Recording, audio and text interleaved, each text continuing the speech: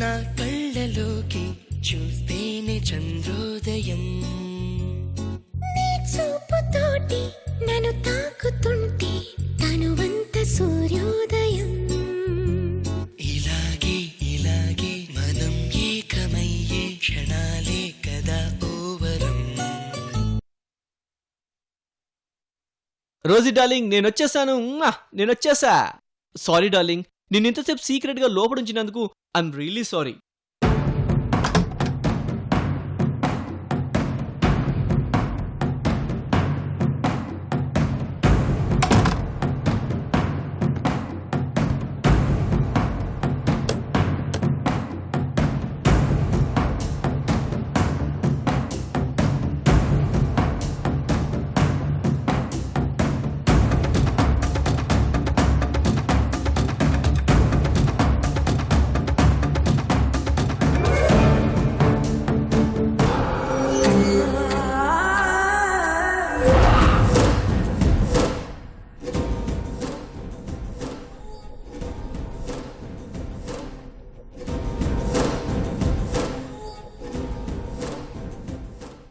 Rosie,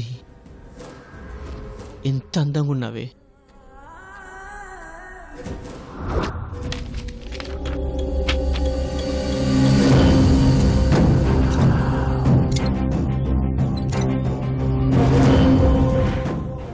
darling, మనిద్దరికి ఈ కంప్యూటర్లోనే పెళ్ళయింది. ఈ కంప్యూటర్లోనే ఫస్ట్ నైట్ కూడా అయింది.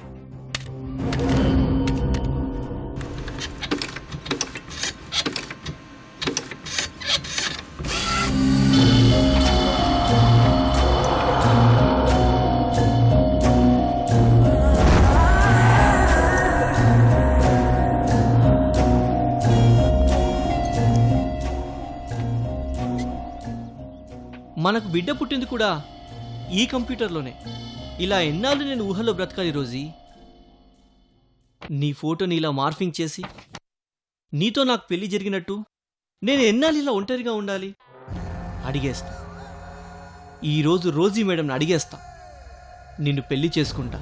ఒరే విజయ్, ఇంకా ఏం చేస్తున్నావురా లోపల? కర్మ కర్మ కర్మ. వస్తున్నా డార్లింగ్, మళ్ళీ వస్తానే.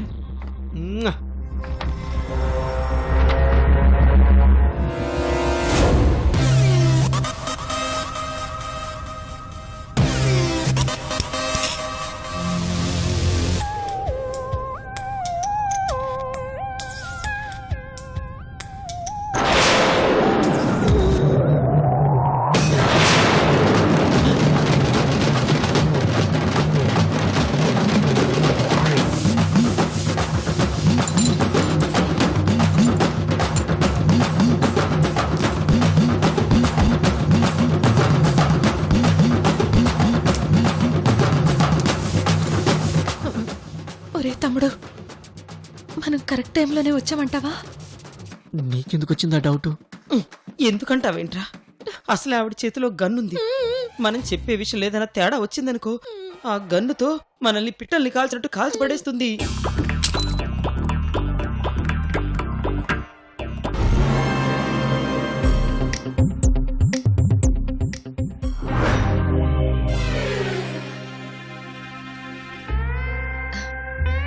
ఏంటి విజయ్?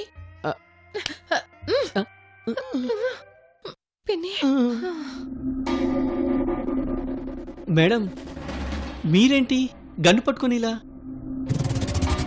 నేను అప్పుడప్పుడు నెలకోసారి గన్ని క్లీన్ చేస్తాను. నాకు ఫెయిర్గా లేని వాళ్ళ మీద ఫైర్ చేయడానికి ఉపయోగిస్తాను.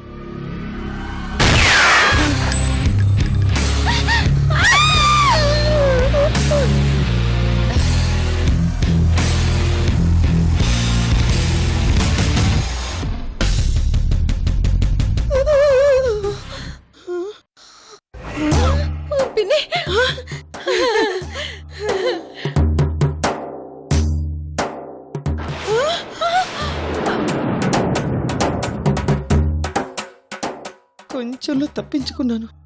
ఆ బుల్లెట్ నా పక్క నుంచి వెళ్ళింది కాబట్టి సరిపోయింది. లేకపోతే అమ్మో, నా ప్రాణాలు ఈపాటికి గాల్లో కలిసిపోయేవి. దేవుడా దేవుడా.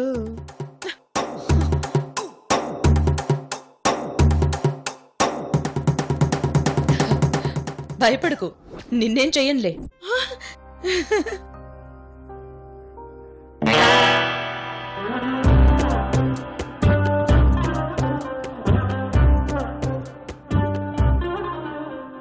ఒరే తమ్ముడు, జాగ్రత్తరా. తేడా వస్తే మన ముగ్గురికి ఒకేసారి కైలాసానికి టికెట్స్ కన్ఫర్మ్. ఏంటి, ఇటు అక్కతో అటు అమ్మతో కలిసొచ్చావేంటి విజయ్? ఆ, మీతో చాలా ముఖ్యమైన విషయం మాట్లాడడానికి మా తమ్ముడు వచ్చాడు గ్రాని.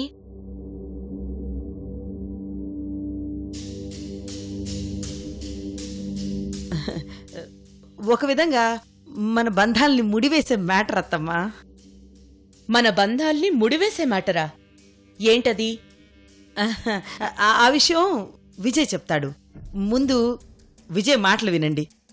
వాడి ఆవేశాన్ని అర్థం చేసుకోండి. నా తమ్ముడని చెప్పడం లేదు గ్రాని, కానీ నా తమ్ముడు చాలా బుద్ధిమంతుడు. ఏ దురలవాట్లు లేవు. వజ్రం అండి, వజ్రం, కోహినూరు వజ్రం. మీరు సావధానంగా వాడి మాటలు వినండి, నమ్మండి.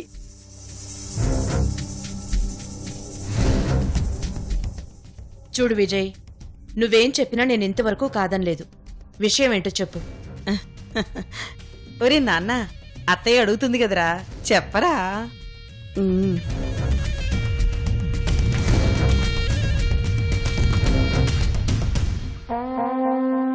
అవునరా తమ్ముడు, నానమ్మగారు మాట ఇచ్చారు కదా, ధైర్యంగా చెప్పు. ఏమీ లేదు మేడం, మీతో పెళ్లి విషయం మాట్లాడాలి. ఓహో, నీ పెళ్లి గురించా? ఏంటి అరుంధతి, విజయ్కేమైనా సంబంధాలు చూసారా? అది కాదు అత్తయ్య, వీడి పెళ్లి మీ చేతుల్లోనే ఉంది. కానీ విజయ్ చెప్పాలనుకున్నది రోజీ గురించి. రోజీ గురించా? అవును మేడం, రోజీ పెళ్లి సంగతి అక్కకి అమ్మకి చెప్పగానే చాలా హ్యాపీగా ఫీల్ అయ్యారు. ఈ విషయం ఎంతో తొందరగా మీకు చెప్తే అంత మంచిదన్నారు. అందుకే వీళ్ళని తీసుకొని వచ్చాను. రోజీ పెళ్లి మ్యాటర్ ఏంటి? ఏమీ లేదు మేడం, నా మీద మీకు నమ్మకం పెరిగిందనే ధైర్యంతో ఇలా చెప్తున్నాను, తప్పుగా అనుకోవద్దు. మీకు ఇష్టమైతే పెళ్లి చేయండి, లేకపోతే పనిష్మెంట్ ఇవ్వండి. విషయం నాంచకుండా తొందరగా చెప్పు. చెప్పు తమ్ముడు. చెప్పు నాన్న. నేను చెప్పే ముందు మీ బ్లెస్సింగ్స్ తీసుకుంటే నాకు ధైర్యంగా ఉంటుంది మేడం. ఏ విజయ్, నన్ను దీవించండి మేడం.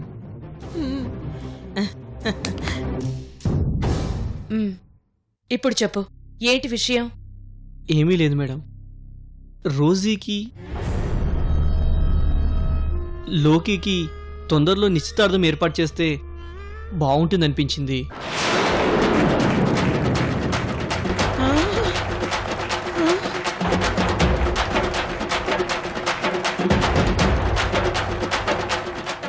ఆ విషయం చెప్పడానికే మేమొచ్చాం.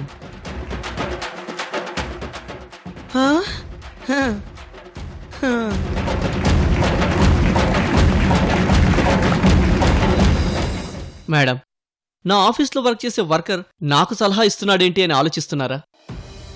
నా ముందు నిలబడ్డానికి అర్హత లేనివాడు ఇలా చెప్తున్నాడేంటా అని ఆలోచిస్తున్నారు కదా. నేనేదైనా తప్పుగా చెప్తే నన్ను ఆ గన్నుతో కాల్చేయండి. కాకపోతే ముందు నేను చెప్పేది వినండి.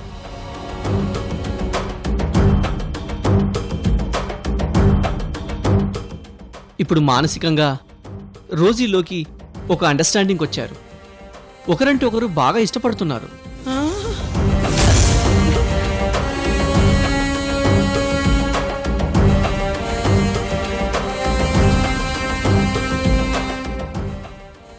మీకు తెలుసు కదా మేడం, రోజులు ఎలా ఉన్నాయో. అన్నీ ఫాస్ట్గా జరుగుతున్నాయి. పెళ్ళి కాకుండా దగ్గర అవడానికి, పెళ్ళి అయ్యాక దగ్గర అవడానికి చాలా తేడా ఉంది కదా మేడం.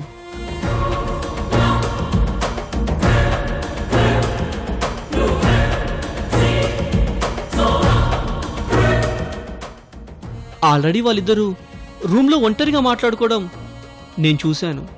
నేను కూడా ఆ వయసు వాడినే కాబట్టి వాళ్ళ ఫీలింగ్స్ని అర్థం చేసుకున్నాను. ఆ విషయం మీకు చెప్పాలన్నదే నా ప్రయత్నం.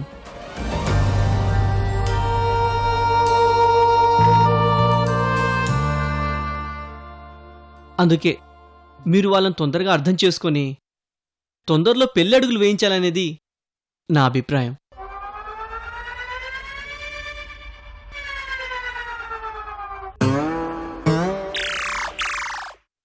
విజయ్, నువ్వు వయసులో చిన్నవాడివి, కానీ ఆలోచనలో చాలా పెద్దవాడివి. నేను అర్జెంటుగా చేయాల్సిన పని గుర్తు చేశావు. Very good. మీరు ముగ్గురూ కలిసి డిస్కస్ చేసి నా దగ్గరకొచ్చి ఈ విషయం చెప్పినందుకు చాలా థ్యాంక్స్.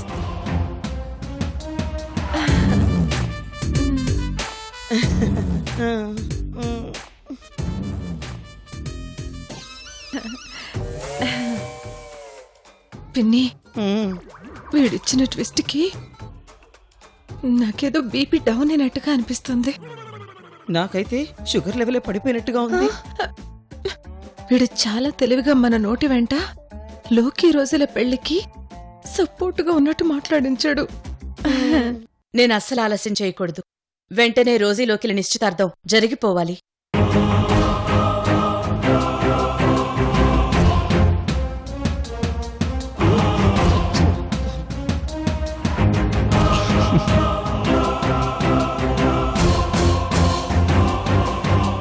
అమ్మా, అక్క, కాస్త మీ ఇద్దరు బయటికి వెళ్తారా? నేను మేడం తోటి కాస్త పర్సనల్గా మాట్లాడాలి.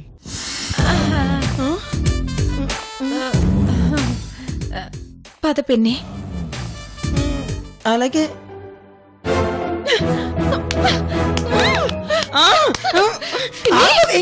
నన్ను కొడతావంటే కన్నావంట కొడుకుని. పిన్ని, అసలు వాడు నక్షత్రం ఏంటి? ఏ లగ్నంలో పుట్టాడు? ఏ రాశిలో పుట్టాడు వాడు? ఒక్కసారి వీడి జాతకం చూసి ఓ జ్యోతిష్కుడు నన్ను హెచ్చరించాడే. వీడిది అమ్మను అమ్మేసే జాతకం అని చెప్పాడే. మేడం, నేను మీ దగ్గర పనిచేస్తున్నందుకు బిజినెస్లో ఎన్నో సలహాలు ఇవ్వచ్చు, కానీ ఇప్పుడు మీ కుటుంబ విషయంలో సలహా ఇస్తున్నానని ఏమీ అనుకోవద్దు.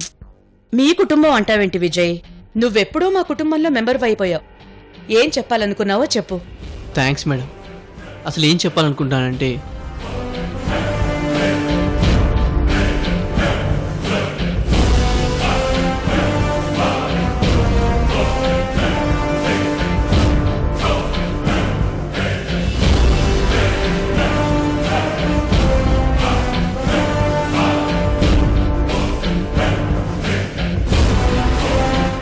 వెరీ గుడ్ విజయ్, చాలా మంచి సలహా ఇచ్చావు.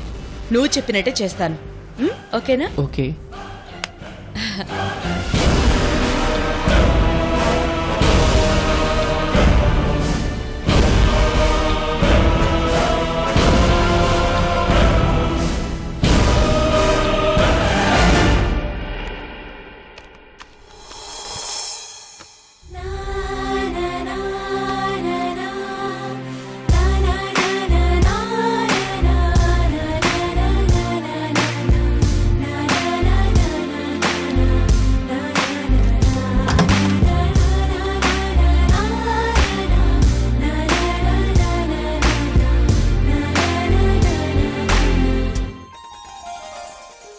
ఏంటి లక్ష్మి, మన ఫోటోలో అంత హ్యాపీగా చూస్తున్నావు? ఏం గుర్తొస్తోందేంటి? ఏం లేదు రోజీ, మనిద్దరం పరిచయం అవ్వడానికి మూల కారణం ఆ దేవుడే అయినా మధ్యలో మనం విడిపోయి తర్వాత కలుసుకుని ఇన్ని సంవత్సరాలు ఏ గొడవలు లేకుండా జర్నీ సాగిస్తున్నామంటే కారణం ఏంటో తెలుసా? ఏంటి? మనిద్దరికీ మన మీద మనకున్న నమ్మకం. మనకు విడిపోవాలనే ఆశ లేదు, విడిపోతామనే భయం లేదు. అందుకే మనమింత హ్యాపీగా ఉన్నాం. కరెక్ట్గా చెప్పావు లక్ష్మి. నువ్వు చెప్పింది 100% కరెక్ట్. సరే, మనం అర్జెంటుగా చోటుకు వెళ్ళాలి. వెళ్దాం పదా. ఎక్కడికి? అదేంటి లక్ష్మి, ఇప్పుడే కదా మనకు ఒకరి మీద ఒకరికి నమ్మకం ఉందని చెప్పావు. నన్నేమీ అడగకుండా నా మీద నమ్మకంతో నాతో పాటు రాలేవా? ఇదేంటి రోజీ ఇంత వెరైటీగా మాట్లాడుతుందేంటి? ఏంటి లక్ష్మి అంతగా ఆలోచిస్తున్నావు? నాతో పాటు రావా? అయ్యో, నా రోజే పిలిస్తే నేను రాకుండా ఉంటానా? పద వెళ్దాం. సరే పద.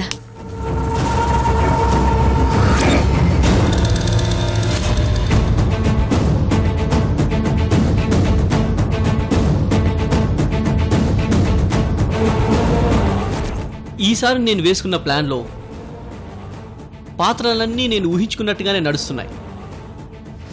ఈసారి ఖచ్చితంగా నా టార్గెట్ని రీచ్ అవ్వాలి. అప్పుడే నేను ఆడుతున్న డ్రామాకి అర్థం ఉంటుంది.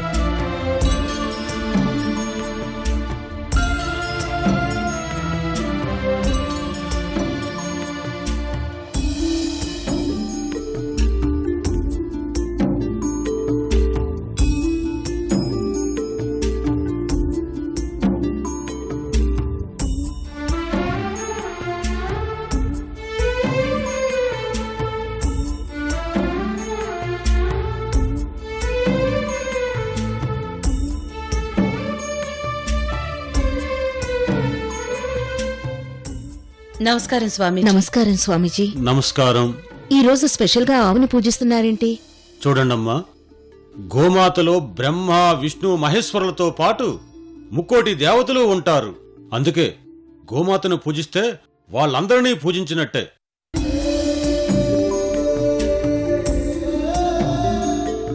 ఎక్కడ గోమాత క్షేమంగా ఉంటుందో అక్కడ మనుషులు కూడా అంతే క్షేమంగా ఉంటారు.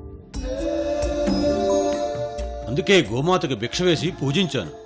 మీరు కూడా గోమాతకి భిక్ష వేసి పూజించండి. అలాగే స్వామీజీ.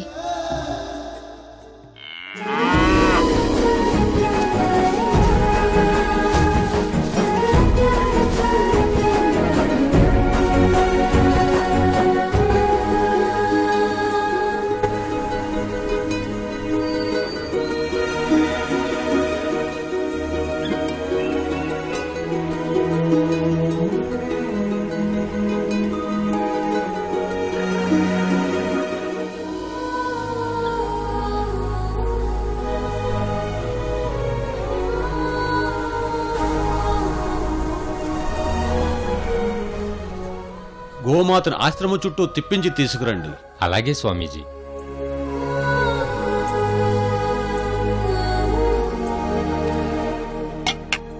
ఏమిటమ్మా, ఈసారి ఇద్దరూ కలిసి వచ్చారంటే ఏదో ముఖ్యమైన విషయం అయి ఉంటుంది. ఏమిటా విషయం? ఆ విషయమేంటో నాకు కూడా తెలియదు స్వామి. నీకో విషయం చెప్పాలని రోజీ ఇక్కడికి తీసుకొచ్చింది. తను చెప్తేనే మనిద్దరికీ తెలుస్తుంది. ఏమిటమ్మా ఆ విషయం? స్వామి, నేనేదైనా ఒక పని చేయాలని ఫిక్స్ అయ్యాక ఎప్పుడూ ఫెయిల్ అవ్వలేదు. కానీ మొదటిసారిగా లక్ష్మి వలన ఒక విషయంలో నేను ఫెయిల్ అయ్యాను. ఆ ఫెయిల్ని ఫీల్ చేస్తూ లక్ష్మియే ఆ పనిని సక్సెస్ చేయాలి. అందుకే తనని మీ దగ్గరికి తీసుకొచ్చాను.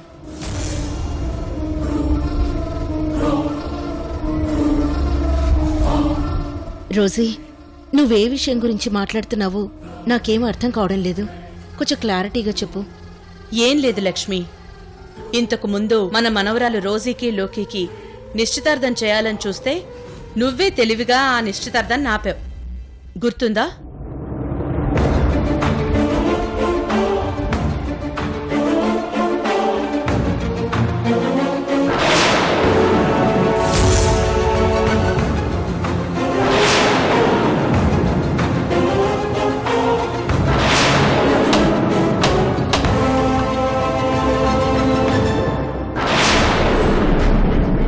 నువ్వేం చేశావో గుర్తొచ్చింది కదా? అందుకే ఆ పనికి రెమెడీగా ఇంకో పని చేయాలి. తొందరలోనే వాళ్ళిద్దరికీ నిశ్చితార్థం చేయాలనుకుంటున్నాను. ఆ ఫంక్షన్ని నువ్వే దగ్గరుండి జరిపించాలి.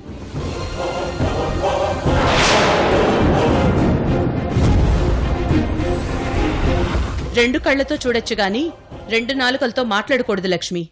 కానీ నువ్వప్పుడు నిశ్చితార్థాన్ని గ్రాండ్గా చేద్దామని చెప్పి చివరికి రోజీకి ఆ నిశ్చితార్థం ఇష్టం లేదని చెప్పి ఆపావు. నన్ను మోసం చేశావు.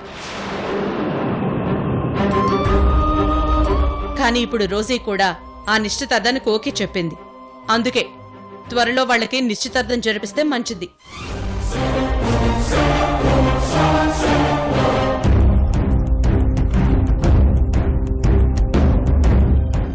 స్వామీజీ, ఇప్పుడు లక్ష్మిని ఇక్కడికి ఎందుకు తీసుకొచ్చానంటే మళ్ళీ లక్ష్మి ఏం ప్లాన్ వేసి నిశ్చితార్థం ఆపుతుందోనని నాకు భయంగా ఉంది. అందుకే తనే దగ్గరుండి నా మనవరాలు రోజీకి లోకీకి నిశ్చితార్థం జరిపించాలి.